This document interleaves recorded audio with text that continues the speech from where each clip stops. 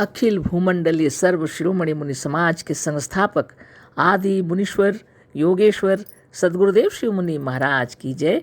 उपस्थित मुनि वृंद, साधु सज्जन वृंद, संत वृंद, साधक वृंद, आध्यात्म ज्ञान के जिज्ञासु और प्रेमियों, सभी श्रोता वृंद, आप सबको मेरा कोटिशः नमन, सप्रेम जय जीव।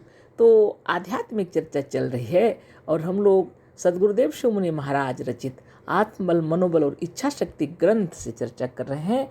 अध्याय 11 पर चर्चा हो रही है, देवी देवता भूत प्रेत और ईश्वर को मानने का परिणाम। और उसी के अंतर्गत एक शीर्षक दिए हैं सद्गुरुदेव और उस पर हम लोग चर्चा कर रहे हैं ना।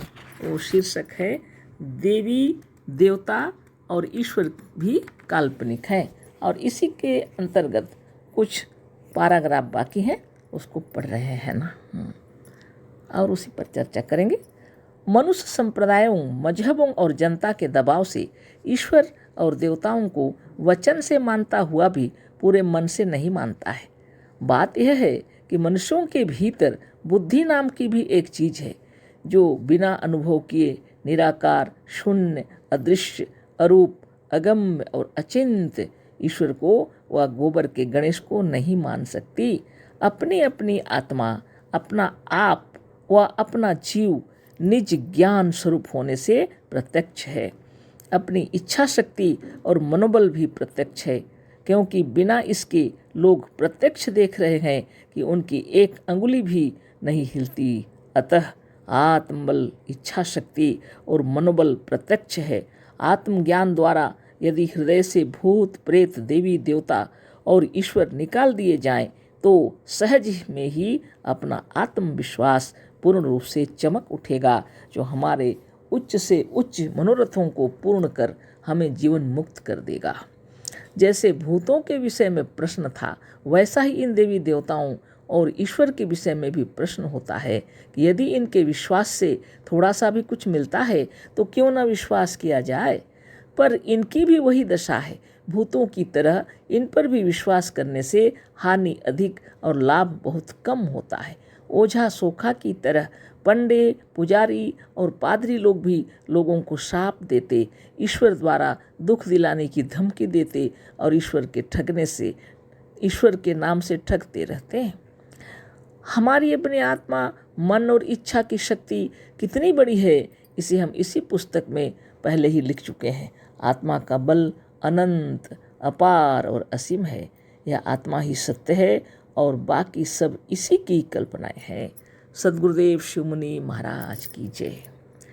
तो मनुष्य संप्रदायों, मजहबों और जनता के दबाव से ईश्वर और देवताओं को वचन से मानता हुआ भी पूरे मन से नहीं मानता, सद्गुरुदेव कह रहे हैं।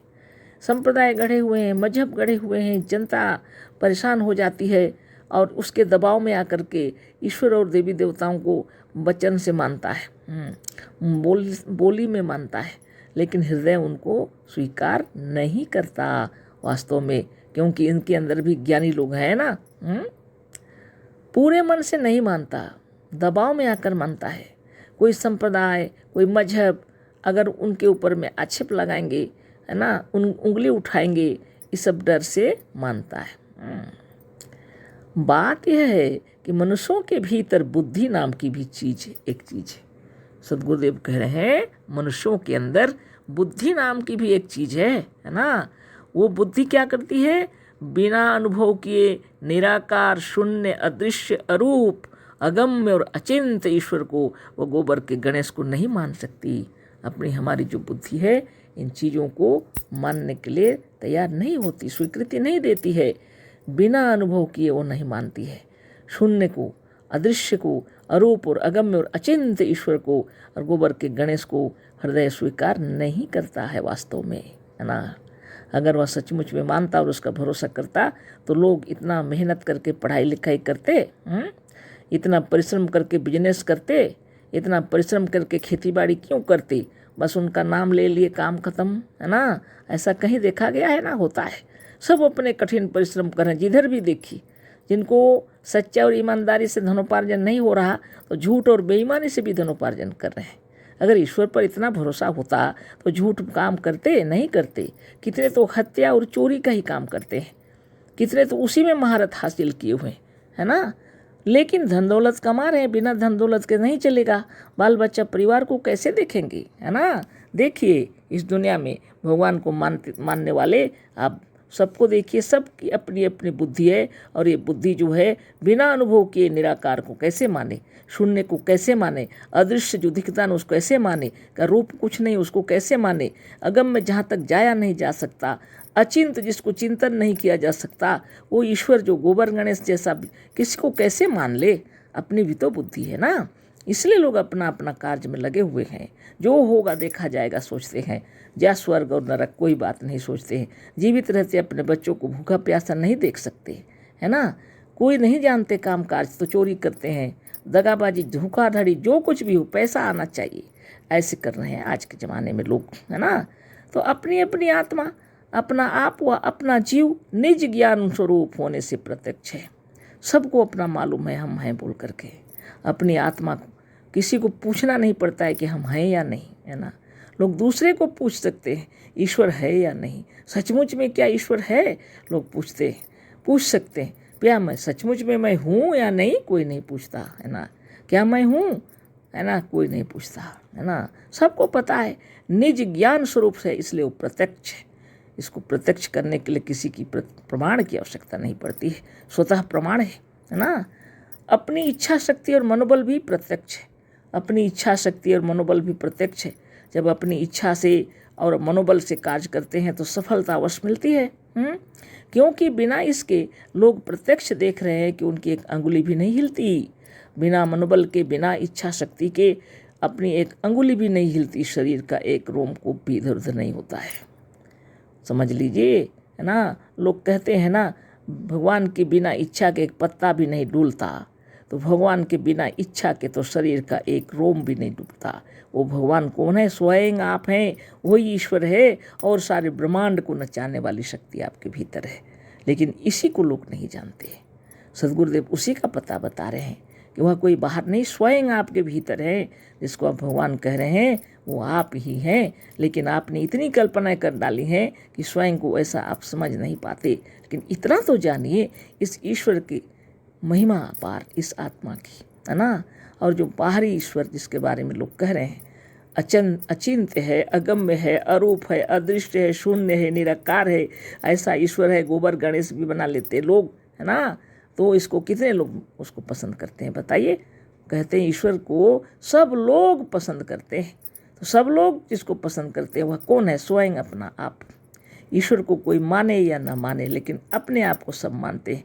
किसी धर्म किसी संप्रदाय को कोई माने या ना माने, पर अपने आप को सब मानते हैं। इस बात को जान लीजिए, यही ईश्वर है, कोई दूसरा नहीं। और इसकी प्रचार करने की आवश्यकता क्यों है, क्योंकि जितना अज्ञान अंधविश्वास जिसकी वजह से लड़ाई झगड़े दंगा फसाद होते हैं, इस स्थूल शरीर में आए हैं हम लोग, स्थूल जगत में आए हम लोग सबसे मिलने जुलने के लिए, प्रेम से संसार में आए हैं। और यहाँ पर उल्टा सीधा विचार सुनकर और लोगों के भीतर जो माने क्या कहें विद्वेष की भावना उत्पन्न हो जाती है, इसको हटाने के लिए मनुष्य समाज की स्थापना हुई है। सबके हृदय में ब्रह्म ही है, तो लड़ाई किस लिए होगा। कोई छोटा कोई बड़ा है ही नहीं, तो लड़ाई किस लिए होगा। ना कोई हिंदू है, ना मुस्लिम है, ना सिख है, ना ईसाई है, कुछ नहीं है। चाहे जितना कुरान शरीफ पढ़ो, चाहे जितना नमाज पढ़ो, इंसान पहले है ना, धर्म पीछे। जितना बाइबल पढ़ो, जितना गिरजा जाओ, कुछ भी करो, कुछ नहीं, सबसे पहले इंसानियत होना चाहिए, है ना। योग साधन करो, जो कुछ भी करो, लेकिन अगर अहिंसा सत्य अस्तेय ब्रह्मचर्य अपरिग्रह का पालन नहीं करते तो आप योगी भी नहीं है ना।